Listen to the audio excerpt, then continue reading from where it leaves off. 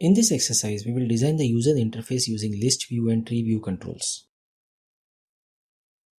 Controls like ListView, Treeview, menus, toolbars display images along with the data in the interface. These images are handled by the .NET framework using two specific classes, image class and image list class. Image class can import external image files in formats like PNG, bitmap, JPEG, and give an object representing that image file.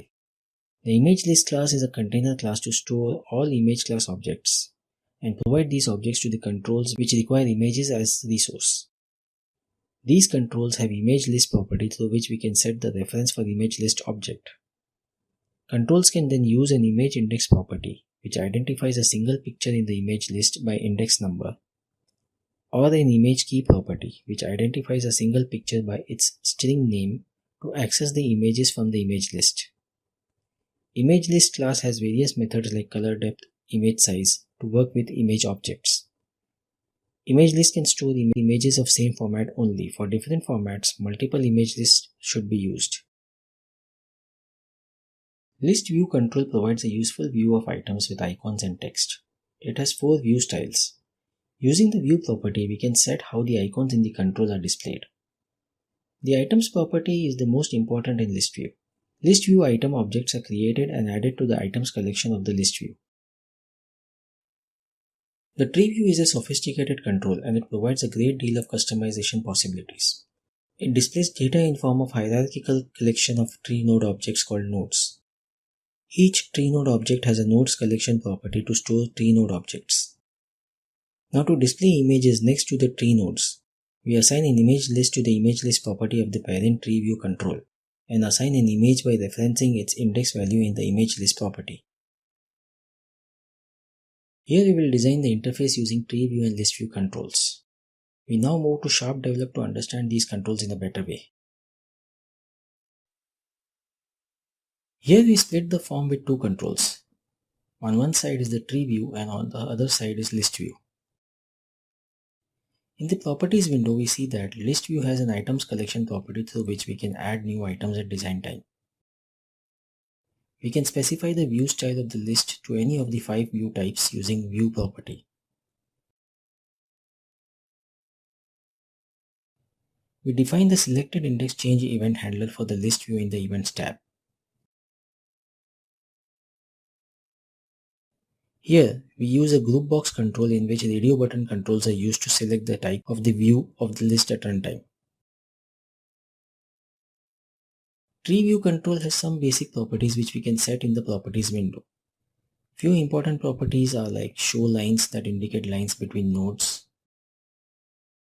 show plus minus, it shows plus and minus sign next to the nodes to show nodes in expanded and collapsed state.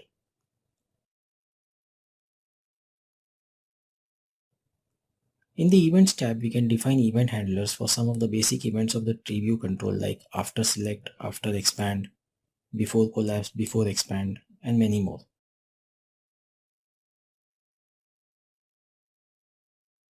Now in the script file, we define functions to prepare the tree view and list view control at runtime. First, we prepare image list which we can use in both the controls. In the prepare image list function, we define small image list object and large image list object. Using the image class, we import image files into the image list object. In the prepare list view function, we set the small and large image list for the list view. We then define a list object to hold some data which we will use in the list view. We iterate over the data list object using for loop and then add the items to the list using list view items object. Here we set the image index for the list view item.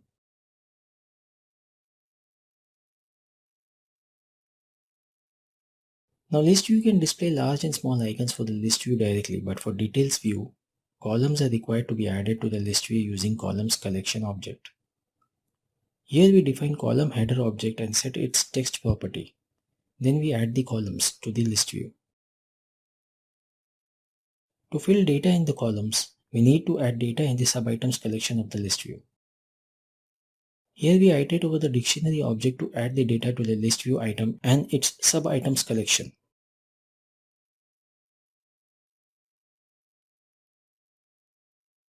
We need to set some properties of the list view for details like full row select, show grid lines, and other properties. In the check change event handler function of the radio buttons, we set the view property of the list view control. Now we see the prepare tree view function. We set the image list for the tree view and also set its image index property. We define the root object as tree node object and set its text property. Likewise, we define 3 child node objects and add it to the root node object's node collection.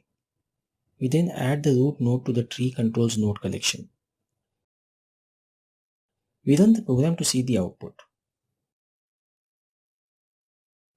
We can change the view type of the list view using the radio button options. With this, we come to the end of this session.